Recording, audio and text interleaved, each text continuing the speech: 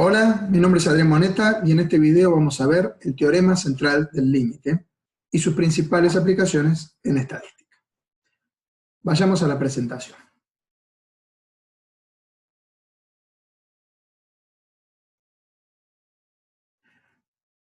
¿Cómo va a estar organizada esta clase? Bueno, primero vamos a hacer una breve introducción, ¿sí? Presentación general del teorema central del límite, para poder comprender que en realidad no es un único teorema, sino un conjunto de resultados. Vamos a hacer un repaso por la historia, ¿sí?, de este teorema, y luego sí vamos a enunciar primero el caso general, luego uno más particular, en la forma que tradicionalmente lo vemos en esta materia, ¿sí? Por último vamos a ver aplicaciones a la media muestral y a la proporción muestral, y en realidad finalmente, ¿sí?, la bibliografía recomendada para ver este tema. Lo primero que tenemos que tener en claro sobre el teorema central del límite es que no es un único teorema, sino que es un conjunto de resultados por los cuales se afirma que la suma, y por lo tanto veremos que también el promedio, de un número grande de variables aleatorias se aproxima a una distribución normal. El término central, incluido en su nombre, es debido al matemático húngaro George Poliak, quien en 1920 lo bautizó de esta manera debido a la importancia fundamental, a la importancia central que tiene este teorema para la estadística en general y para la teoría de las probabilidades en particular. Es considerado por muchos el teorema más importante de la estadística.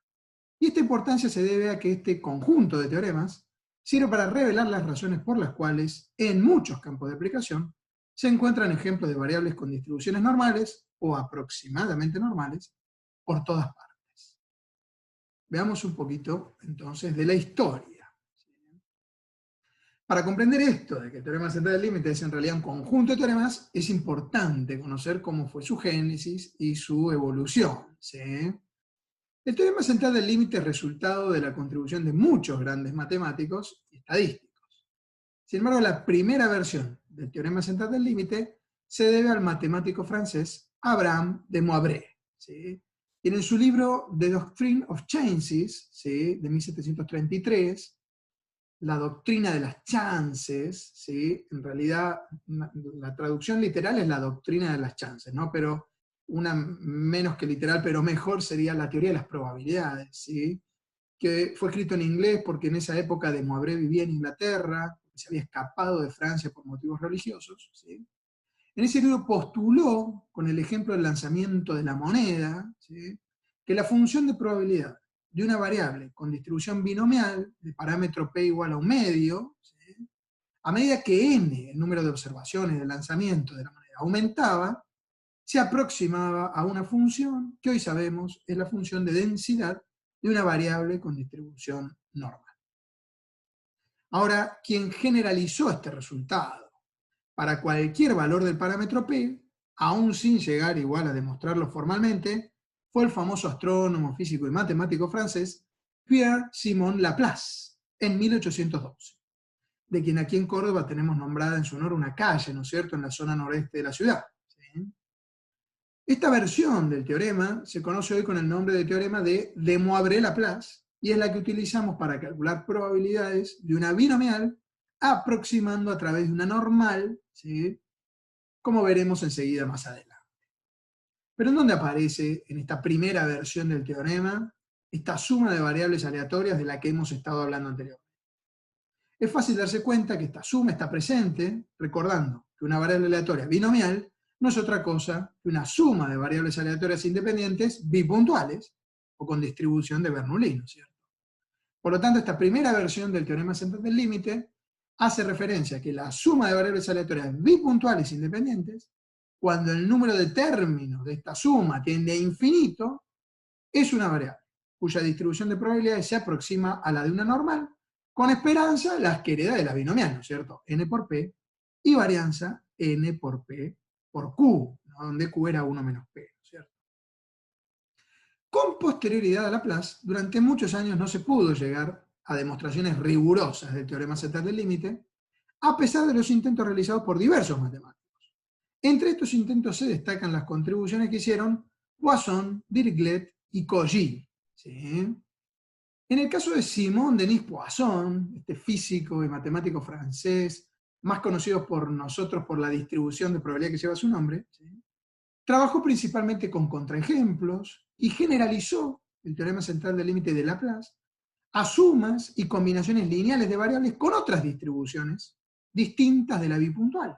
¿Sí? Además señaló la importancia de los supuestos necesarios para el cumplimiento del teorema, a diferencia de Laplace, que nunca llegó a enunciarlos explícitamente. En el caso de Peter Gustav Dirichlet, un matemático alemán, más conocido por sus contribuciones pioneras a la física matemática y a la teoría de los números, que en el campo de las probabilidades dio unos cursos en Berlín, si mal no recuerdo, entre los años 1828, 1830, ¿sí? Y 1855 más o menos, en los que su mayor interés en realidad era exponer los problemas analíticos que se derivaban de la teoría de las probabilidades. Especialmente estaba interesado en aquellos relacionados con la resolución de integrales definidas. Es así como cuentan que en una hora extra de un curso de solo 4 horas, supuestamente demostró el teorema central del límite de Laplace. Lamentablemente no hay pruebas de esto, pero algunos dicen que Dirichlet es quien mejor explicaba el procedimiento de Laplace con las llamadas funciones generatrices. En el caso de Cauchy, fue otro matemático francés que, utilizando funciones características, aplicó el teorema central del límite al caso de variables aleatorias continuas, idénticas e independientemente distribuidas, con función de densidad simétricas y soporte compacto. Ahora, las primeras demostraciones realmente rigurosas del teorema central del límite vinieron de la mano de 3 grandes matemáticos rusos, que fueron Chebyshev, Markov y Lyapunov. Chebyshev y Markov lo hicieron utilizando el método de los momentos. Lyapunov fue el primero en utilizar el método de las funciones características y lograrlo con una demostración mucho más simple que las de Chebyshev y Markov. A estas primeras demostraciones ya rigurosas del teorema central del límite siguieron luego las versiones de Lindeberg y de Lindeberg-Levy, ¿sí? Ya en el siglo XX, ¿no es cierto? Bien entrado el siglo XX, ¿sí? Para generalizar a sumas de variables aleatorias independientes e idénticamente distribuidas con las mismas esperanzas y varianzas finitas que existan, ¿no es cierto? Y luego la versión de Lindeberg-Feller, ¿sí? Aún más general todavía, para el caso de variables aleatorias independientes, pero ya con diferentes esperanzas y varianzas finitas. Los últimos desarrollos se deben a Bernstein y son generalizaciones del teorema central del límite al caso de variables dependientes por un lado y al caso de vectores aleatorios por otro lado. ¿Sí? Bien, habiendo visto un poco de la historia del teorema, podemos ahora sí explicar con más detalle los enunciados más conocidos en nuestros tiempos, que son el caso más general de Lindeberg-Feller y un caso más particular de Lindeberg-Levy. ¿Sí? En el primero de ellos, ¿sí? Se dice que siendo una sucesión, ¿sí? x1, x2 y así hasta xn, ¿no?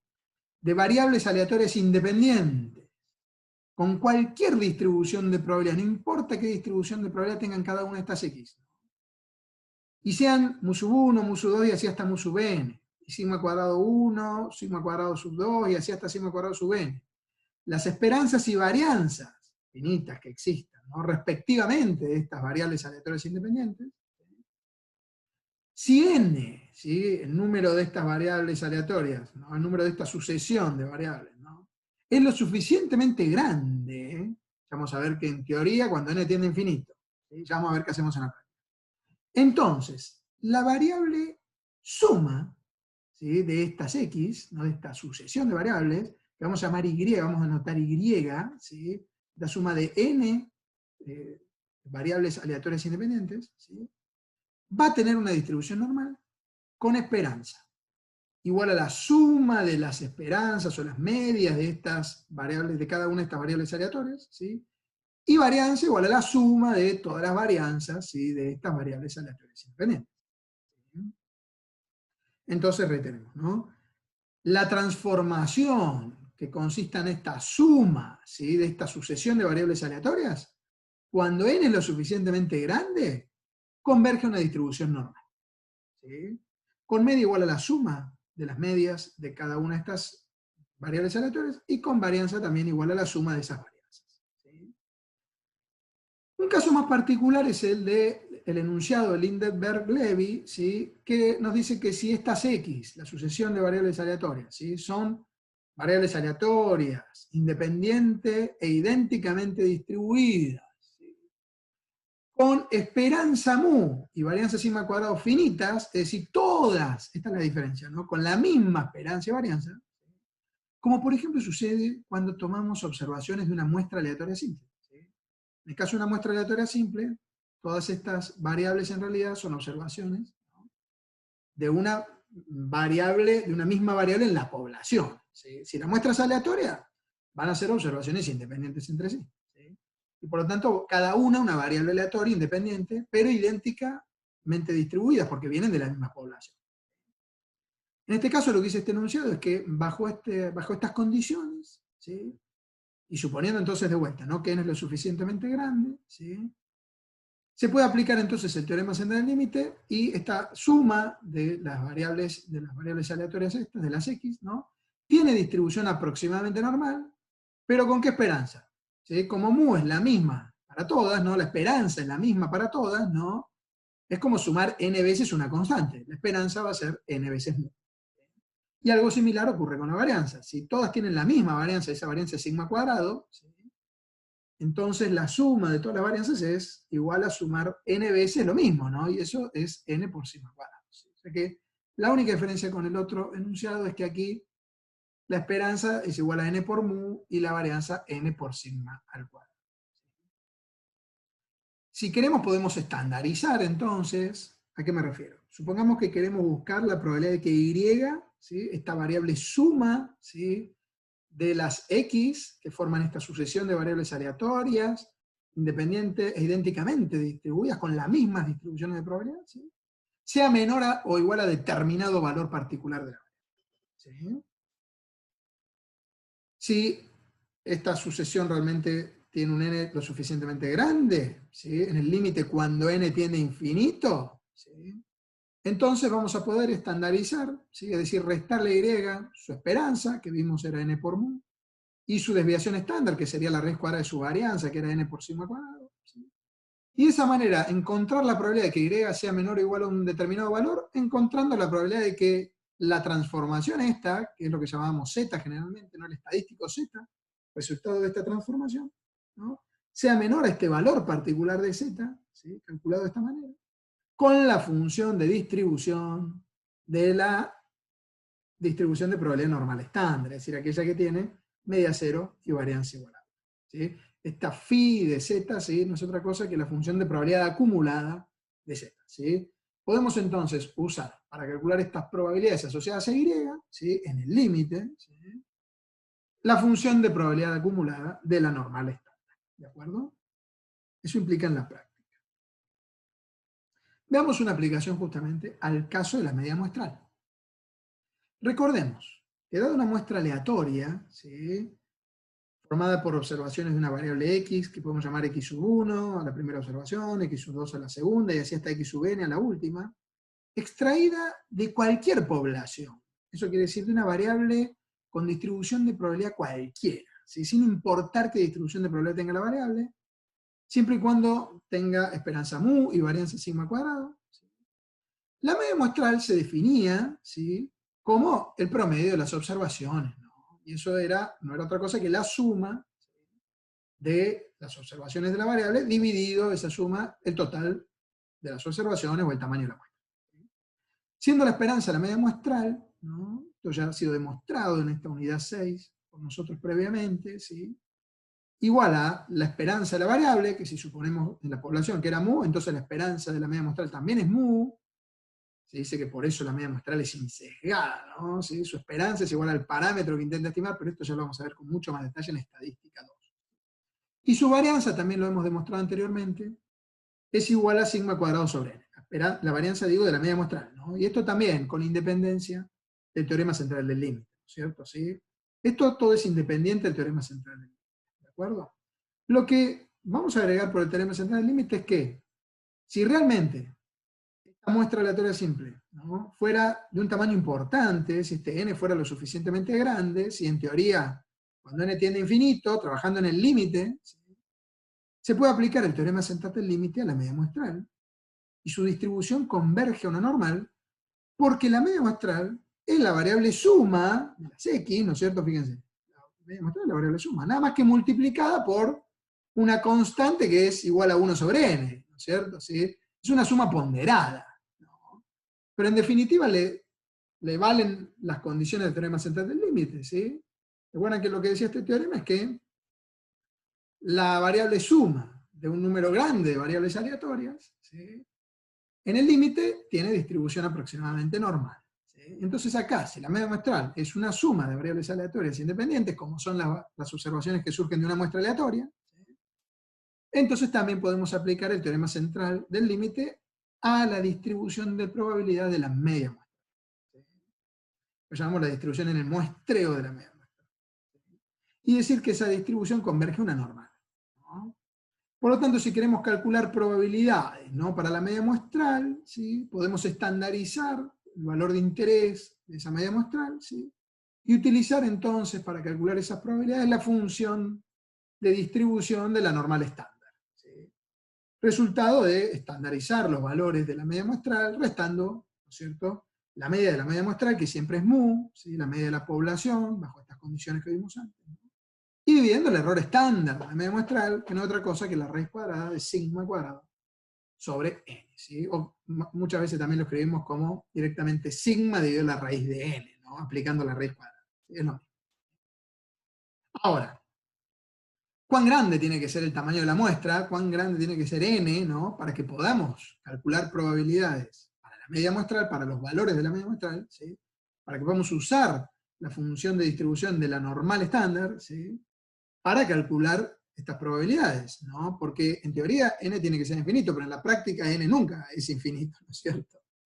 Sí, bueno, se ha demostrado con trabajos de simulación, ¿sí?, que lo que se requiere es un tamaño de muestra por lo menos igual a 30, ¿sí? Tiene que ser mayor o igual a 30 el tamaño de la muestra, en la práctica, ¿sí? Y esto, como les decía, se logró a través de estudios de simulación, son los llamados estudios de Monte Carlo, ¿sí? Y acá tenemos un ejemplo, ¿sí?, de una simulación de Monte Carlo, ¿sí?, en donde vemos acá las distribuciones de la media muestral en base a simulaciones de 1000 muestras de tamaño 5, 15, 30 y 100 de observaciones de una variable que era el salario mensual con distribución exponencial y media de 30.000 pesos. ¿Sí? Es decir, supongamos que conocemos todos los valores que asumen, ¿no?, el salario de un conjunto de individuos, ¿sí?, que forman una población, ¿no? Sabemos que la distribución de probabilidad de esa variable, ¿sí?, es exponencial y tiene una media de 30.000 pesos. Acuérdense que la media de la exponencial es igual a 1 sobre lambda, en donde lambda, ¿sí?, era el parámetro a su vez de la Poisson, ¿no? ¿Sí? Y sería 1 sobre lambda. Este 30.000 pesos es igual a 1 sobre lambda, ¿sí? ¿De acuerdo? Entonces, les decía, supongamos que tenemos una población formada por esta variable, ¿sí?, y que tomamos de esa población 1000 muestras diferentes, ¿sí?, aleatorias, ¿no? Al principio tomamos 1000 muestras, cada una de ellas de tamaño n igual a 5, ¿sí?, de 5 individuos, tomo una primera muestra de 5 individuos, y me fijo cuál es el salario. Y después, entre esos 5 individuos, calculo el salario promedio, la media de la muestra de esos 5 individuos. Luego tomo otra muestra aleatoria de otros 5 individuos, calculo la media del salario de esos 5 individuos, y así 1000 veces. Calculo 1000 veces la media muestral, ¿sí?, tabulo esos valores y represento este histograma, ¿sí?, que me muestra cuántas veces se repitieron los valores agrupados en intervalos, ¿no?, de los diferentes valores que fueron observados de la media muestral, ¿sí? Fíjense que para n igual a 5, ¿no?, el histograma de la distribución de la media muestral, ¿no?, muestra que tenemos una distribución bastante asimétrica hacia la derecha, ¿no es cierto? ¿Sí? Y por lo tanto que no hay una distribución normal, ¿sí? Si la simulación la hacemos con muestras de tamaño 15, si tomamos 1000 muestras, cada una de esas 1000 de 15 individuos, ¿sí? Y les preguntamos el salario de esos 15 individuos, ¿no? Y de cada una de esas 1000 muestras calculamos la media de la muestra, ¿sí? Y luego representamos gráficamente los resultados de todas esas medias muestrales y sus frecuencias. Fíjense que, si bien se mantiene la asimetría derecha, se va perdiendo un poco el sesgo, ¿no? Es menos asimétrica que la primera simulación, ¿no? Si ya lo hacemos para n igual a 30, fíjense cómo se logra bastante simetría, ¿sí? Y ni hablar si las simulaciones son hechas con muestras de tamaño 100, fíjense cómo prácticamente se observa, o claramente se observa, una distribución aproximadamente normal. Entonces fíjense cómo se cumple en la práctica el teorema central del límite, y cómo acá se puede ver que a partir de n igual a 30, ¿sí?, la distribución de la variable media muestral se aproxima a una normal. Muy bien. Veamos un ejemplo de aplicación concreto a la media muestral. Supongamos que la variable gasto mensual en alquiler tiene una media poblacional igual a 15 y una desviación estándar poblacional igual a 3, todo en miles de pesos. Y que tomamos una muestra de 36 inquilinos. Que vamos a tomar una muestra de 36 inquilinos. Fíjense que en ningún momento nos dan el dato de qué distribución de probabilidad tiene esta variable gasto mensual en alquiler. Solamente si tenemos, ¿no?, la media, ¿no?, 15, y la desviación estándar, que es 3, en la población.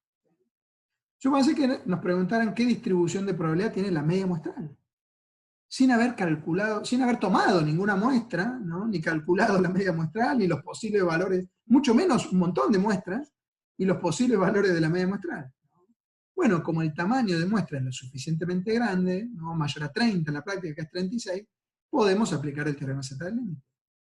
Y decir entonces que la media muestral converge en distribución a una normal, con media igual a 15, la misma media de la variable de la población, ¿sí?, y con, ojo, error estándar. Acuérdense que la desviación estándar de la media muestral no es igual a la desviación estándar de la variable de la población, sino a su desviación estándar, que aquí sería 3, ¿no?, dividido la raíz cuadrada del tamaño, que acá era 36. Y de acá hasta podíamos transformar los valores de la media muestral, ¿no? Y este tipo de transformación, que resulta de estandarizar los valores de la media muestral, sería otra variable que, a diferencia de esta primera, tendría el caso particular de una distribución normal estándar, ¿no?, con media cero y varianza igual. Bajo estas condiciones, supónganse que nos preguntan cuál es la probabilidad de que la media muestral sea mayor a 18.000 pesos. Fíjense que no teníamos acá, reitero, ¿no?, la distribución de probabilidad de la variable. Entonces, ¿cómo podemos calcular la probabilidad de que el gasto mensual sea mayor a determinado valor? Y mucho menos la probabilidad de que el gasto promedio mensual de la muestra, ¿no?, sea mayor a determinada cantidad, ¿sí? Bueno, justamente para la media muestral lo podemos hacer, porque para ella se puede aplicar el teorema central del límite, dado que la muestra fue suficientemente grande. ¿Y en qué consiste aplicar el teorema central del límite? Bueno, planteemos el problema. Nos pedían la probabilidad de que la media muestral, no de que el gasto mensual, sino la media del gasto mensual, ¿sí?, en nuestras muestras, ¿sí?, sea mayor a 18. Eso equivale a buscar la probabilidad de que Z sea mayor a, estandaricemos a 18. A 18 le restamos 15, que era la media de la media muestral, ¿no?, y le dividimos la desviación estándar de la media muestral, lo que llamamos el error estándar de la media muestral, que es 3 sobre la raíz de 36. Esto equivale a buscar la probabilidad de que Z sea mayor a 6.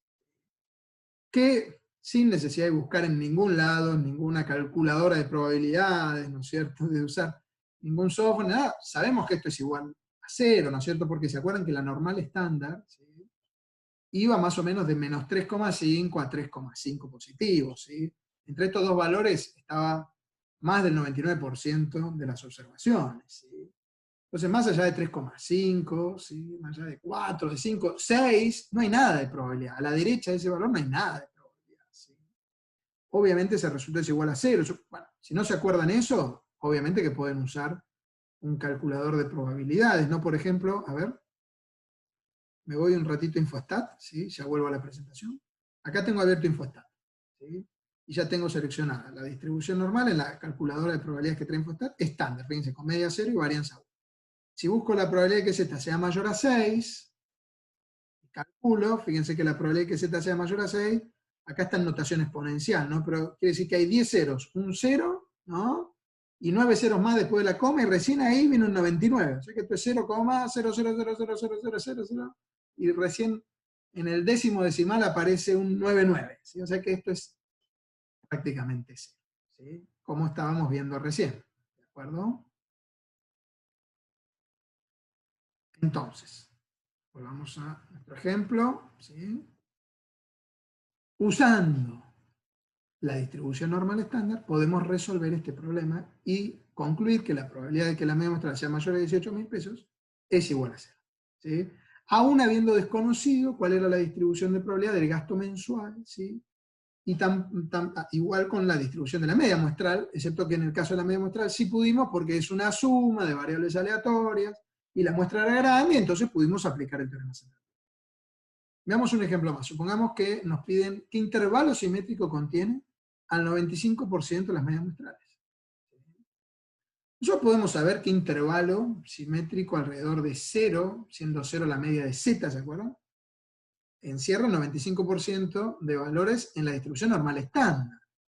¿Cómo encuentro eso? ¿Sí? A ver, volvamos a InfoStat, ya que estamos. ¿Sí? ¿Cómo encontramos eso? A ver, vamos a, mejor me conviene aquí ir a un gráfico, ¿no? Veamos el gráfico de la normal estándar, ¿sí? Y si yo quiero ver qué probabilidad encierra el 95%, ¿sí? Puedo buscar entre qué valores hay el 95%. Fíjense que por defecto me propone InfoStat buscar la probabilidad de que Z esté entre menos 1,9599, que es menos 1,96, ¿no? Redondeando el tercer decimal, y 1,96 positivo. Fíjense que si yo acepto, justo hemos encontrado los valores que estamos buscando, pero para Z, ¿no? ¿A qué me refiero?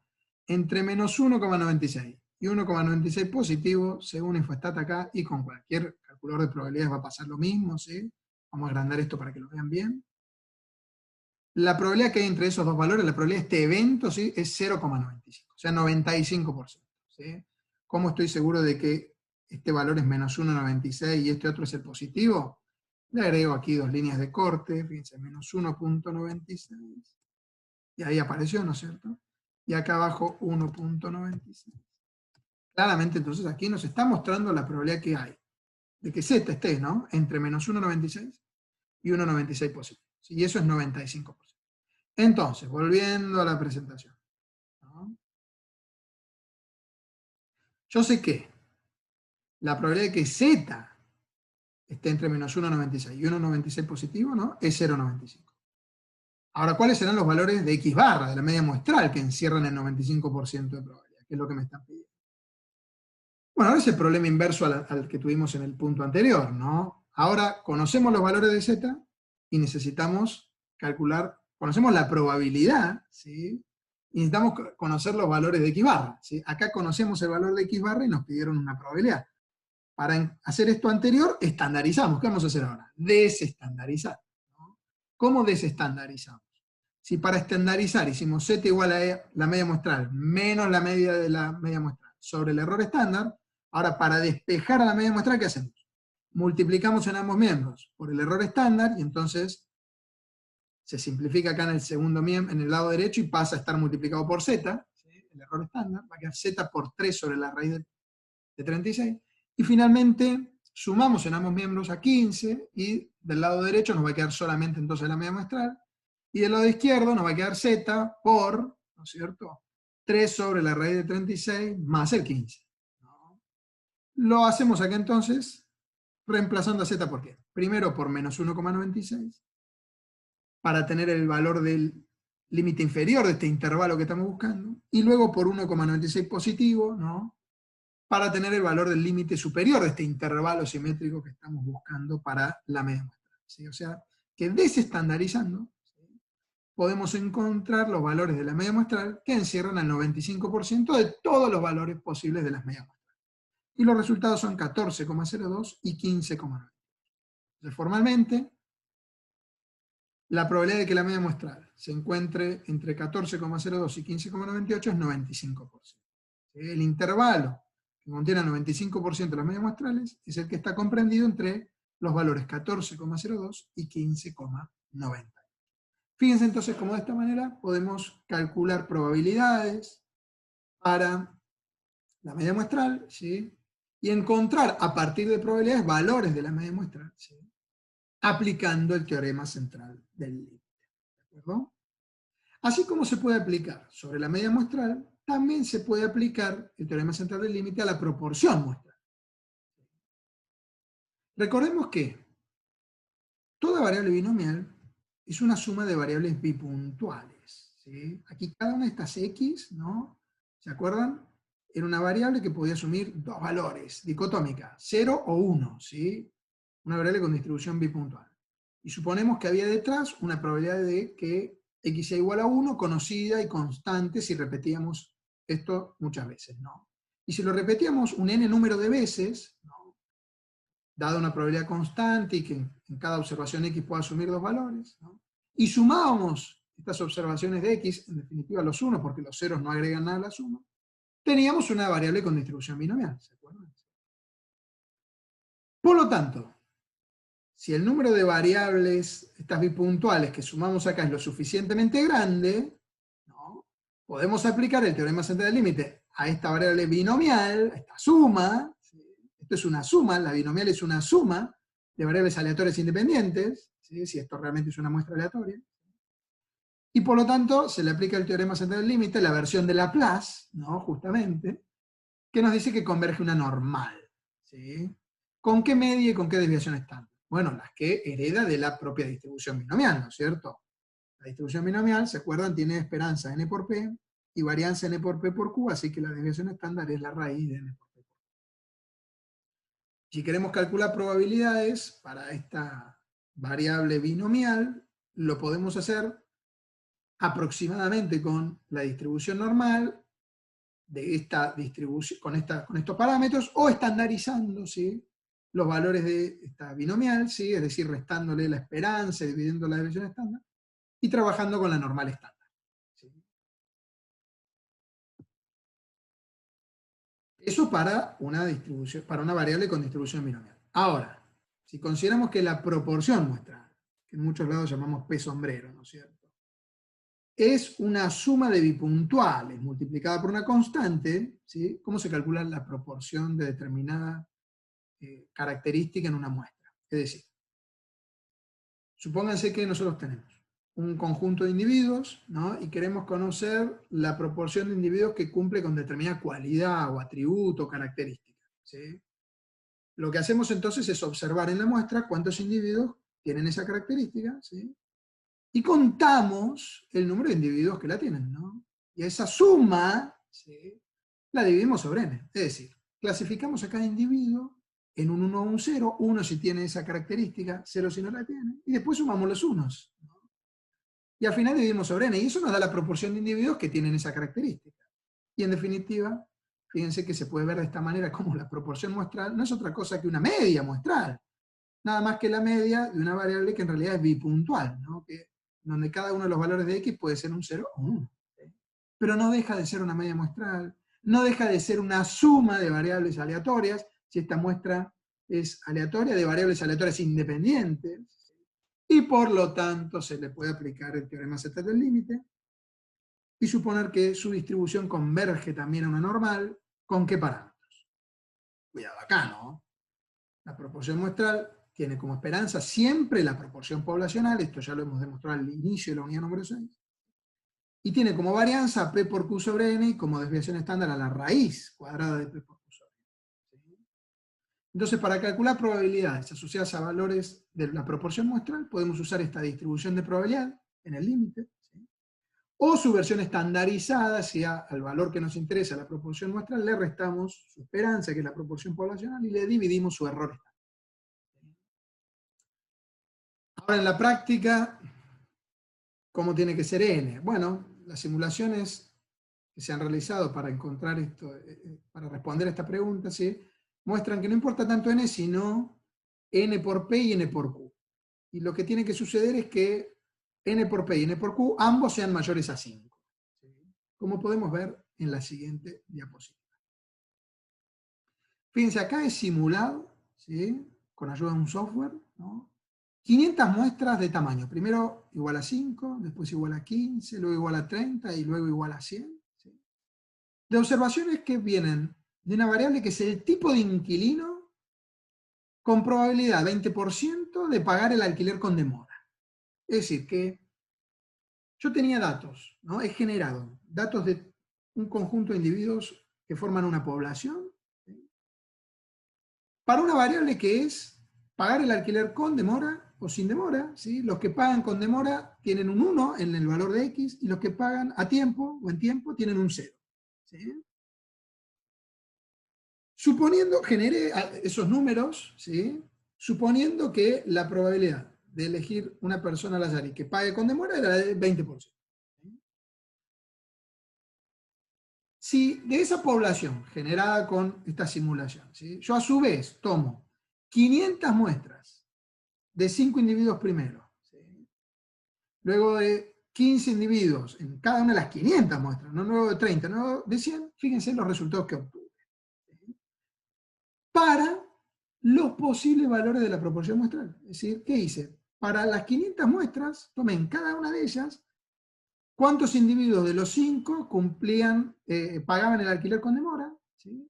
Y calculé la proporción en la muestra de individuos que pagan con demora. Lo mismo hice en cada una de las 500 muestras que acá tuve de tamaño 15, acá con las 500 muestras de tamaño 30 y aquí con las 500 muestras de tamaño 100. ¿Sí? ¿Qué proporción hubo en cada una de esas 500 muestras de individuos que pagaban el alquiler con demora? ¿Sí? Con todos los valores que obtuve de la proporción muestral, ¿sí? Calculé las frecuencias, cuántas veces se repetía cada valor, agrupé en intervalos y obtuve estos histogramas. ¿Sí? Fíjense que para el caso de n igual a 5, ¿no? La distribución es fuertemente asimétrica, lo más alejado de la normal. Tiene encima estos intervalos sin frecuencias o con frecuencias iguales a 0, ¿no? Que muestran que es lo más lejos de una distribución normal, ¿no? Para n igual a 15, se reduce un poco el sesgo, pero sigue siendo claramente una distribución que no es normal, ¿no? Pareciera que hay 2 grupos o 3 acá, ¿no? ¿Sí? En cambio, para n igual a 30 ya se logra bastante simetría, todavía parece un poco leptocúrtica, ¿no? Una puntiagudez muy alta o elevada, ¿no? Pero ya para n igual a 100 se disipa totalmente, ¿no? Y claramente aparece una distribución aproximadamente normal, ¿sí? Para la proporción muestral de individuos que pagan el alquiler con demora. ¿Sí? Acá, según las condiciones que habíamos visto antes, ¿no? ¿Cuánto tenían que dar n por p y n por q para que esto pasara? ¿Sí? Fíjense qué pasa cuando n es igual a 5. ¿Se cumple? ¿Sí? Esto de que n por p y n por q es mayor a 5. Fíjense que 5 era n por p, que era 0,20, es igual a 1. No se cumple que n por p sea mayor a 5. Mucho menos que n por q. Tampoco n por q, ¿no? Y acá, si n es igual a 15, fíjense que 15 por 0,2, que era nuestro P, que venía de aquí, ¿no es cierto? Es igual a 3, tampoco cumple ser mayor a 5. O sea que, claramente por este motivo, ¿no? En estas primeras simulaciones, cuando los tamaños muestran chicos, las distribuciones no eran normales. En cambio, cuando n es igual a 30, ¿sí? 30 por 0,20 es igual a 6. Ya es mayor a 5. ¿Sí? Y 30 por 0,80, 30 por Q, también es mayor a 5, ¿cierto? Con más razón, es 24. ¿Sí? Los dos son mayores a 5. ¿Sí? Y por eso entonces ya tenemos una distribución aproximadamente normal. Y mucho mejor cuanto más grande ese tamaño muestra.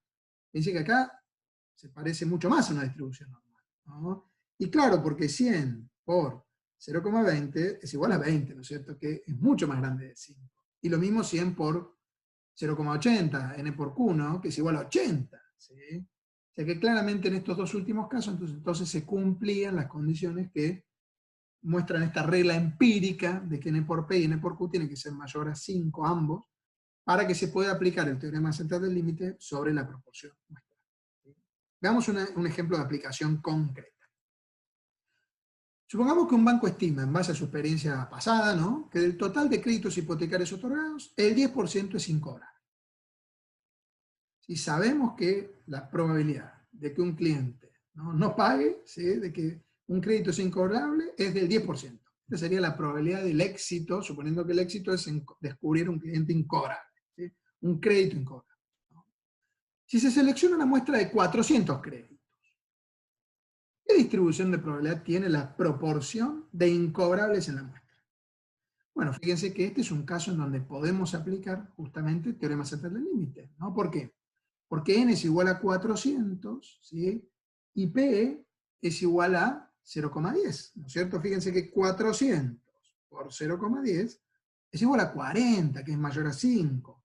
Lo mismo, con más razón, que 400 por 0,90, ¿no es cierto? N por Q, que es 360. ¿Sí? Ambos son mayores a 5, claramente se cumplen las condiciones para aplicar el teorema central del límite a la distribución de probabilidad de la proporción de incobrables en la muestra. ¿Sí? Y por ende, entonces, podemos concluir que, aplicando el teorema central del límite, la proporción muestral tiene una distribución que en el límite converge a la normal. ¿Con qué parámetros? Recuerden que esto no tiene nada que ver con el teorema central del límite, se cumple siempre lo que voy a decir a continuación, y es con parámetros.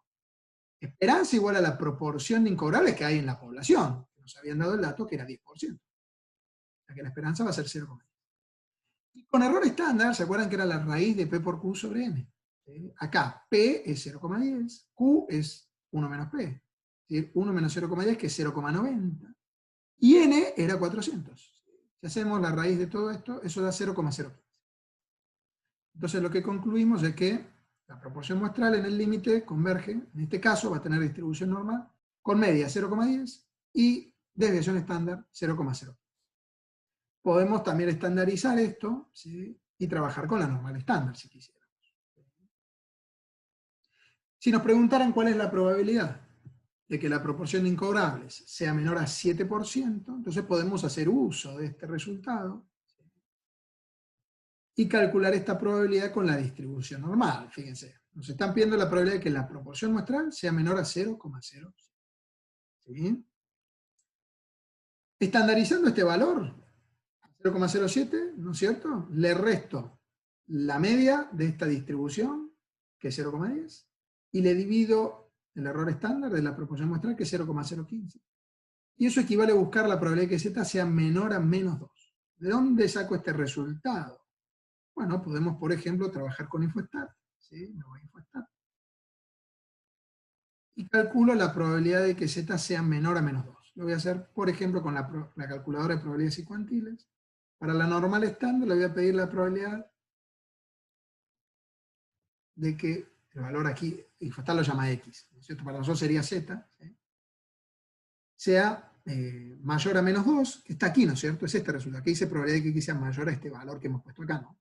Fíjense que es 0,9722. ¿Sí? Perdón, 9772. 9772. Si volvemos a la presentación. Ah, perdón, era de que sea menor. De que sea menor. De que sea menor era este resultado. 0,02275. ¿Sí? 0,02275. Entonces, como les decía, de ahí viene este resultado. ¿Sí? ¿Cómo lo obtuvimos? Usando la distribución normal. ¿Sí?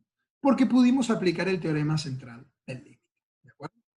Ahora, si nos preguntaran, ¿cuál es la probabilidad de que 43 o más préstamos sean incobrables? Acá ya no nos están pidiendo una probabilidad asociada a la proporción muestral, sino la probabilidad de que la variable número de préstamos incobrables sea mayor a 43, mayor o igual a 43, ¿no? Ya no es una probabilidad para la proporción muestral, ¿sí? ¿Qué nos están pidiendo aquí? Que calculemos una probabilidad sobre el número de créditos incobrables, la variable con distribución binomial, ¿sí? Fíjense, si en una muestra de 400 créditos, con una probabilidad de que cada crédito sea incobrable del 10%, ¿sí? Yo quiero saber qué probabilidad hay de que 43 o más de estos 400, ¿sí? Sean incobrables, puedo aplicar la distribución binomial, ¿sí? Acá, si bien no lo dice, es como si la muestra fuera con reposición, porque es tan grande que es como si fuera una población infinita, ¿no es cierto? ¿Sí? Entonces puedo aplicar la distribución binomial y calcular esta probabilidad, la probabilidad exacta que da respuesta a esta pregunta con la distribución binomial, ¿sí? Pero ya que estamos aplicando el teorema central del límite, como se cumplen las condiciones, también puedo aplicar la versión de Laplace del teorema central del límite para la binomial. ¿Sí? Es decir, buscar la probabilidad de que Y, ¿sí? esta variable que según la versión de Laplace, ¿no?, también converge a una normal. De hecho, por eso la proporción muestral converge a una normal, ¿no es cierto? Porque y es la variable suma, ¿no?, y la proporción muestral es esto sobre n, ¿no es cierto? La y sobre n. ¿Sí? La y habíamos visto que tenía distribución normal, ¿sí? ¿Con qué media? Bueno, la media de la binomial, que era n por p, cuidado con esto, ¿no? N es 400, p 0,10, la media de la binomial es 40, ¿no? El número de préstamos incobrables es 40. Este sería el número promedio esperado de créditos incobrables en una muestra de 400. Mientras que el error estándar es la raíz cuadrada de n por p por q, ¿sí? Acuérdense que n por p por q es la varianza de cualquier distribución binomial, ¿no? Y este resultado es igual a 6. ¿No? Entonces, usando este resultado del teorema aceptar el límite, la versión de Laplace, ¿no?, podemos buscar la probabilidad de que y sea mayor o igual a 43, ¿no?, por ejemplo, estandarizando, ¿sí?, a este valor 43, y buscando la probabilidad de que z sea mayor a 43 menos la media de y, que es 40, y la desviación estándar de y, que es 6. Fíjense que aquí no puse el igual, puse z mayor. Podría haber puesto mayor o mayor o igual. Es lo mismo. ¿Por qué? Porque al suponer que y tiene distribución normal, estoy también suponiendo que y es una variable continua, ¿sí?, al menos en el límite, ¿no?, o para este caso. Y por lo tanto, ¿se acuerdan que para las variables continuas, la probabilidad en un punto, en este caso la probabilidad de que y sea igual a 43, tiende a 0. ¿Sí? O sea que poner o no el igual da lo mismo, ¿sí?, aunque ya vamos a ver que no, enseguida. ¿Sí? Ya vamos a ver que no. Pero en principio, según lo que veníamos viendo hasta ahora, ¿no?, daría lo mismo acá poner o no el igual. ¿Sí? Y entonces al estandarizar, al resolver esta cuenta, fíjense, buscar la probabilidad de que y sea mayor o igual a 43 equivale a buscar la probabilidad de que z, la variable con distribución normal estándar, sea mayor a 0,5. ¿Cómo llegamos a este resultado? Bueno, usamos algún calculador de probabilidades. Por ejemplo, me voy a Infostat, ¿sí?, y pido la probabilidad de que esta variable normal estándar sea mayor a 0,5. Y fíjense que eso da 0,3085. ¿Sí? 0,3085. ¿De acuerdo? Volvemos, y aquí está ese resultado. ¿Sí? Entonces, así como lo aplicamos a la proporción muestral, también se lo podemos aplicar a una variable con distribución binomial, como era el número de préstamos incobrables. Pero ¿qué pasa aquí? Aquí es importante observar que al usar la aproximación normal para una distribución binomial, como es la que tiene la variable número de créditos incobrables, fíjense que el número de créditos incobrables es discreta. ¿Sí? Estamos aproximando la distribución de una variable aleatoria discreta con la distribución de una variable aleatoria continua. Por lo tanto, hay que tener cuidado con la probabilidad en cada punto de la variable discreta. Por ejemplo, para una variable aleatoria continua, la probabilidad de que y sea igual a 43 es igual a 0, o tiende a 0. Mientras que para una variable aleatoria discreta, esta probabilidad puede ser positiva, ¿sí?, mayor a 0. Para estos casos se ha encontrado una corrección, se llama corrección para continuidad, que mejora la aproximación. Es decir, da un resultado mejor que este, es decir, que se aproxima más todavía a la probabilidad exacta que surge de resolver esta probabilidad directamente usando la distribución de probabilidad binomial. ¿Sí? ¿En qué consiste esta corrección? Esta corrección consiste en calcular la probabilidad para un punto, buscando la probabilidad de que la variable se ubique en un intervalo, no en un punto, que resulta de restar ese punto y sumar ese punto un medio, o 0,5, ¿sí?, a ese valor puntual. ¿A qué me refiero? Supongamos que uno estaría buscando la probabilidad de que el número de créditos incobrables fuera igual a 43, y quiere usar la distribución aproximada normal, ¿sí?, lo que tendríamos que hacer es buscar la probabilidad de que y esté entre 42,5 y 43,5. Es decir, restarle a 43, 0,5, y sumarle a 43, 0,5. Y ese resultado sería una mejor probabilidad de que y sea igual a 43, más cerca de la probabilidad exacta usando una binomial. ¿Sí? En este ejemplo que estamos viendo nosotros, como estamos buscando la probabilidad de que la variable sea mayor o igual a 43, no de que sea igual a 43, sino mayor o igual a 43, ¿sí?, simplemente entonces tenemos que restar 0,5 a 43, eso nos da 42,5, y buscar entonces la probabilidad de que la variable sea mayor a 42,5. ¿Sí? El 43,5, que sugería de sumarle 0,5 al 43, ya va a estar incluido entre los valores mayores a 42,5. Así que ya no hace falta. Es decir, en la superficie que hay hacia la derecha el 42,5. ¿De acuerdo? Entonces, vuelvo atrás, ¿no? Si me piden la probabilidad de que Y sea igual a 43, y quiero aproximar con la normal, ahí sí busco entonces la probabilidad de que Y esté entre 42,5 y 43,5. Ahora, si me piden la probabilidad de que Y sea mayor o igual a 43, corrijo buscando la probabilidad de que Y sea mayor a 43 menos 0,5, que es 42,5. Si me hubieran pedido la probabilidad de que Y sea menor o igual a 43, esta corrección consiste en buscar la probabilidad de que Y sea menor a 43,5. Ahí tendría que sumarle 0,5. Pero bueno, no era nuestro caso. ¿Cómo sigue ahora el ejercicio? Simplemente podemos estandarizar este valor, es decir, a 42,5 le restamos 40, que es la media de Y, y le dividimos 6, que es la desviación estándar, y eso nos da 0,4166. ¿Cuánto da la probabilidad de que Z, la normal estándar, sea mayor a 0,4166? Lo busquemos con alguna de las herramientas disponibles. Por ejemplo, lo voy a hacer yo con Infostat. Entonces, habiendo elegido la normal estándar, busco la probabilidad de que Z sea mayor a 0,4166.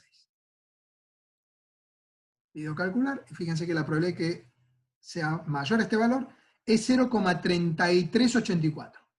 ¿Sí? 0,3384. Que es el resultado que tenemos acá. ¿Sí? 0,3384. Fíjense que no son iguales entonces los resultados sin usar la corrección por continuidad, para continuidad, que usando esa corrección. ¿Sí? ¿Por qué decimos que esta corrección es mejor, que aproxima mejor? Y comparémosla con la probabilidad exacta. ¿Sí? Hace un instante les decía yo, esta probabilidad en realidad no hace falta calcularla con la distribución normal, porque yo sí sé que Y es binomial. ¿Sí?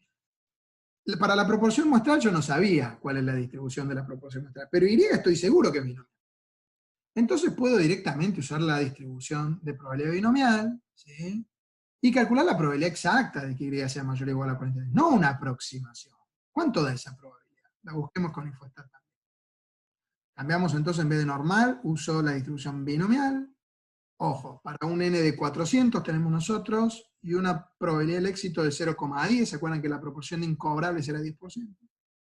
Y si quiero buscar la probabilidad de que Y sea mayor o igual a 43, como Infostat me da la probabilidad de que el valor de la variable sea mayor a ese valor, no mayor o igual, fíjense acá, ¿no? Entonces acá conviene poner un 42, pero esto porque Infostat trabaja así, ¿no?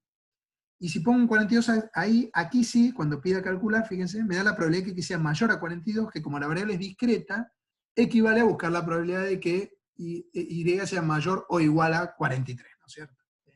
¿Y el resultado cuál es? Fíjense, 0,3318. 0,3318. ¿De quién está más cerca? 0,3318, que es la probabilidad exacta de que Y sea mayor o igual a 43. ¿Sí?